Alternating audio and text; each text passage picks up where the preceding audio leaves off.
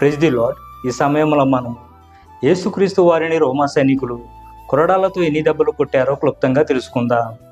ప్రభువారిని రోమా సైనికులు 1=40 దెబ్బలు కొట్టారు అని అనేక మంది బోధిస్తున్నారు.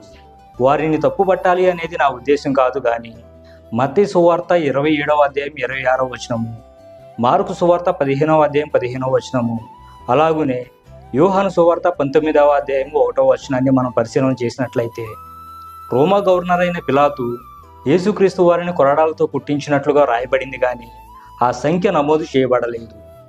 యూదుల ధర్మశాస్త్రం ప్రకారము నేరం చేసిన వ్యక్తికి 40 కొరడా దెబ్బలు విధించాలి, లేదా అంతకంటే తక్కువ విధించాలి. ఎట్టి పరిస్థితుల్లో 40 కంటే ఎక్కువ దెబ్బలు కొట్టకూడదు అని ద్వితీయోపదేశకాండము 25వ అధ్యాయము 1 నుండి 3 వచనాలు మనకు తెలియజేస్తున్నాయి. కాబట్టి యూదులు 40 కంటే తక్కువ దెబ్బలు కొడతారే కానీ 40కి మించి కొట్టరు. పైబెచ్చు 40వ సంఖ్యను వారు శ్రమగాను అలాగునే పరీక్షగాను పరిగణిస్తారు. కాబట్టి 40 కంటే ఒక దెబ్బ తక్కువే కొడతారు, కానీ 40 దెబ్బలు ఎట్టి పరిస్థితుల్లో వారు కొట్టరు. జంతు చర్మంతో తయారు చేయబడిన కొరడాతో వారు శిక్షను విధిస్తారు. అయితే రోమీయులు జంతు చర్మంతో చేయబడిన కొరడా మధ్యలో పదునైన ఎముకలను చేరుస్తారు.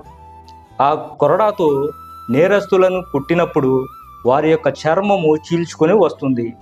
యేసుక్రీస్తు వారికి కొరడా శిక్షను అలాగనే శిలువ శిక్షను విధించింది రోమీయులు యూదుల యొక్క ధర్మశాస్త్రాన్ని అనుసరించారు.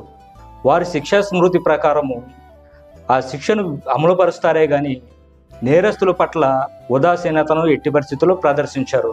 నేరస్తులు ఆ శిక్షను అనుభవిస్తూ తూలి పడిపోయినా కానీ వారు ఆ శిక్షను అమలుపరుస్తారే కానీ ఎట్టి పరిస్థితుల్లో నేరస్తుల మీద కనికరపడరు.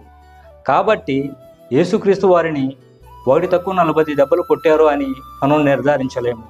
అంతకంటే ఎక్కువ దెబ్బలే కొట్టుండొచ్చు. మన పాపముల నిమిత్తమై యేసుక్రీస్తు ప్రభువారు 40 కంటే ఎక్కువ కొరడా దెబ్బలనే అనుభవించి ఉండుండొచ్చు. ఈ చిన్న సమాచారం మీకు ఉపయోగకరంగా ఉంటుందని నేను భావిస్తున్నాను. ఆమేన్.